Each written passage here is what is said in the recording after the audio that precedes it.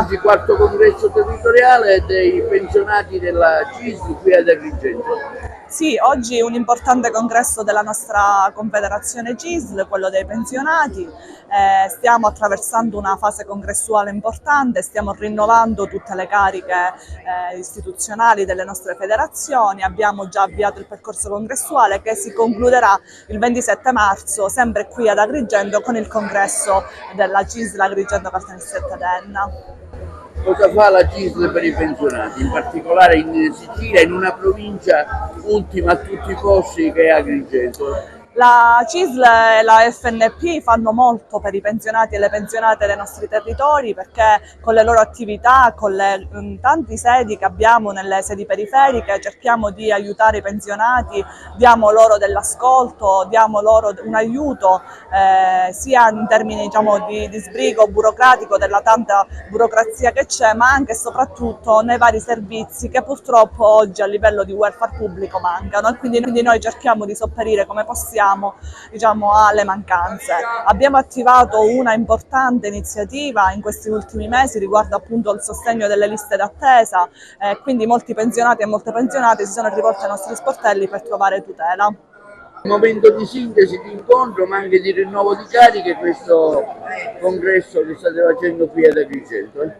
Oggi per noi è una giornata importante, celebriamo il congresso in queste province, 3 province. Per noi il congresso è fondamentale, non solo perché rinnoviamo gli organismi importanti, ma perché ad ogni congresso noi facciamo il punto sulle cose che abbiamo fatto e programmiamo per il futuro, con una linea di prospettiva di miglioramento per la categoria che rappresentiamo, cioè gli anziani, le persone fragili.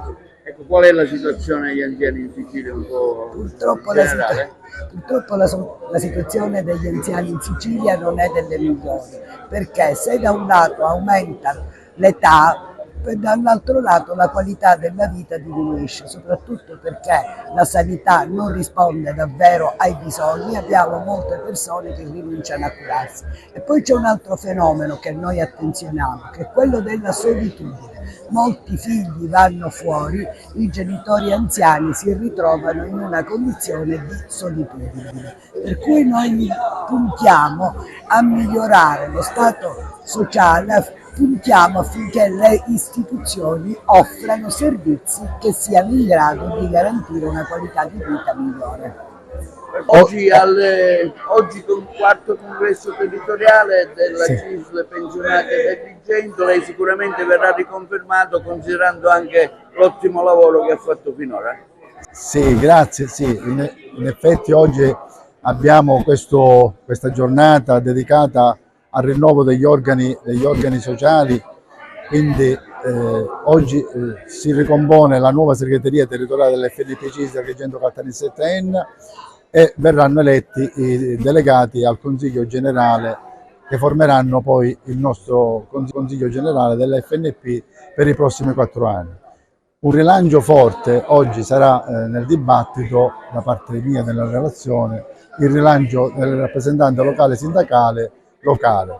Questa è una figura che si interfaccia con i cittadini nelle varie sedi di prossimità di tutte le 3 province di Agrigento, Caltanissetta e Enna.